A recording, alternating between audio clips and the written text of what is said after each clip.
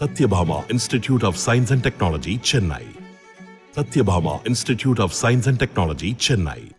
திருவாரூர் மாவட்டம் முழுவதும் விடிய விடிய கொட்டி தீர்த்த கனமழையால் கோடை பயிர்களான பருத்தி, உளுந்து, எள், நெல் உள்ளிட்ட பயிர்கள் கடுமையாக சேதமாகியுள்ளன. இதுகுறித்த கூடுதல் தகவல்களை செய்தியாளர் மாதவன் குருநாதன் வழங்க பார்க்கலாம்.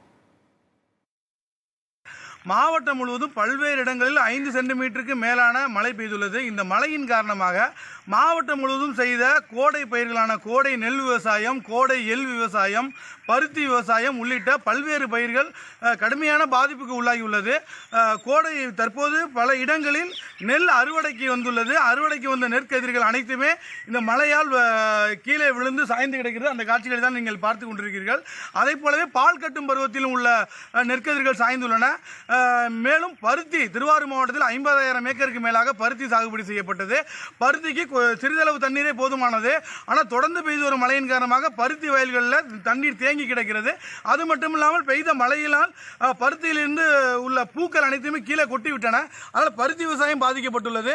தொடர்ந்து பெய்து வரும் மழையின் காரணமாக எள் செடியிலிருந்து எள் வித்துக்களை பெற முடியாமல் விவசாயிகள் தவித்து வருகிறார்கள்.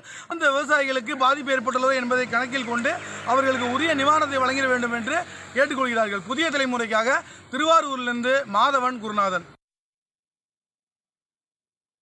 தஞ்சை மாவட்டம் திருவையாறு அருகே விளாங்குடி கிராமத்தில் 500 ஏக்கரில் பயிரிடப்பட்டுள்ள எள் பயிரில் கொண்டைப்பூச்சி தாக்குதலால் மகசூல் பாதிப்பு ஏற்பட்டுள்ளதாக விவசாயிகள் வேதனை தெரிவித்துள்ளனர்.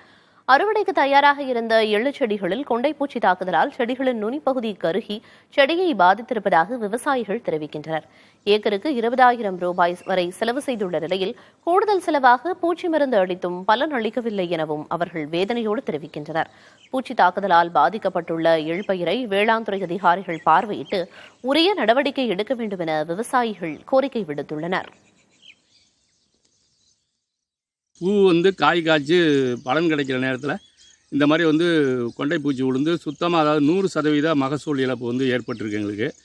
இந்த பூ இது மாதிரி சாதாரணமாக ஒரு ஏக்கருக்கு நாங்கள் எப்பொழுதும் ஒரு 20,000 வரைக்கும் செலவு பண்ணுவோம். இந்த ட்ரிப்பு இந்த மாதிரி பூச்சி இருக்கிறதுனால இது வரைக்கும் 4 தரம் ஸ்ப்ரே மருந்து அடித்தாச்சுங்க. அடித்தும் கண்ட்ரோல் ஆகலை. கூடுதல் செலவு தான் இப்போ இது ஒரு 5,000 ஆக 25,000 ஏக்கருக்கு நாங்கள் செலவு பண்ணியிருக்கோம். இப்போ இழப்புன்னு பார்க்கும்போது 100% இழப்பு. இந்த செடியை நீங்கள் இப்போ பார்க்குறீங்க. இந்த செடியில் எதுவுமே இதுக்கப்புறம் அந்த செடியில் எதுவும் காய்ச்சி காய் காய்க்கவோ பூ பூக்கவோ வாய்ப்பே இல்லை. அந்த மாதிரி ஆகிருக்குது. Satyabhama Institute of Science and Technology, Chennai. Satyabhama Institute of Science and Technology, Chennai.